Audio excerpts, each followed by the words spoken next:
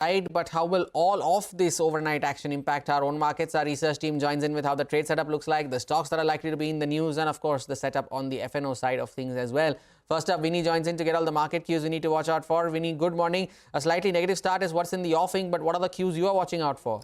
Absolutely. As of now, Nifty implied open is indicating a bit of a negative start, but yesterday was the second consecutive day that we saw the markets closing in the green. The Nifty ended up at the 22,500 levels, which is almost near a 2-week high. Small cap index that continued to outperform also for the second consecutive day. So it was an interesting day that came in terms of recovery, even in yesterday's trading session. Now today, maybe are we going to see a bit of a pause is something that we're watching out for. Yesterday's move was not only supported on the technical front, but we had seen that up move because of the liquidity infusion by the RBI, crude oil prices, that's seeing a bit of a correction as well. So those were some of the factors that, were keeping the markets on the positive end. FIIs, though, yesterday have also continued to sell. DIIs continue to be buyers. FIIs sold around 2,377 crores, while DIIs bought 1,618 crores in yesterday's trading session. Now, updates that we are watching out for today, more updates coming in on Trump's front, Trump tariff funds, any updates on the geopolitical side is something that we should be watching out for. US will be coming with that jobless claims data. That's an important one to watch out for and could be a factor in terms of a mover for the markets. ECB has cut rates, like you mentioned before as well. So that is a factor we are keeping an eye out on. And FIIs, are they going to be coming back, will be something that we are closely watching out for in terms of the Indian market. As of now, a bit of a muted start is what we're watching out for. Indeed, we watch out for all of these factors. Vinny, thanks a lot for that. Over to Vamakshi now, who would list out the stocks you need to keep an eye out for. Vamakshi, good morning. What's on your list? Well, good morning, Hormaz. Brigade Enterprises is the stock that I'll be talking about. They've launched a Brigade Altius in Chennai with revenue potential of 1,700 crores. Indigo is the next counter to watch out for. They've made their long-haul debut. They've announced non-stop flights to Manchester and Amsterdam. In fact, the company says that the service to Manchester will be the only direct route from India to the north of UK. 7879 aircraft has been taken on damp lease, and this will enable Indigo to make an early entry into the long-haul market and establish itself in Europe, so bodes well for the company. Lord Labs is the next counter we'll be watching out for. They will be investing 833 crores in JV venture KRKA Pharma. In addition to that, Slovenia-based KRK DD Novo Mesto will also be investing around 867 crores in the same company. Bharat Electronics has bagged additional orders worth 577 crores since February. Kalpatru Projects has bagged new orders worth 2,306 crores in the T&D space in both the overseas market as well as building projects in India.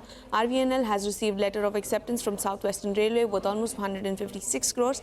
Kes Corp also on our radar. They've received NCLT approval for a 3-way demerger. The next step includes share allotment and listing of new entities. Eris Life Sciences also on our radar. They've transferred 100% of its holding in its two arms, Eris Oaknet Healthcare as well as Aprica Healthcare, to Eris Therapeutics for 862 crores. Jindal Stainless has completed a divestment of nearly 26% stake in Jindal Coke for 195 crores. Biocom's arm Biocon Biologics and Civica collaborate to expand insulin aspart access in the United States. Power Grid has received a letter of intent for interstate transmission system in Andhra Pradesh. And lastly, keep an eye out on NMDC as well as NMDC Steel. That is because Amitabh Mukherjee has been appointed as the chairman and managing director.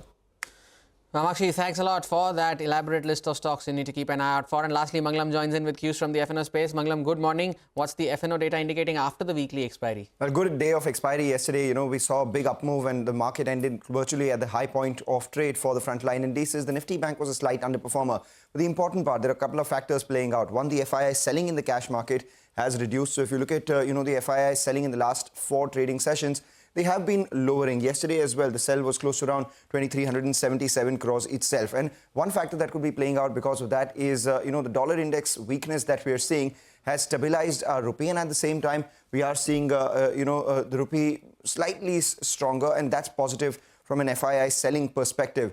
The other factor is the massive shorts that the FII has had.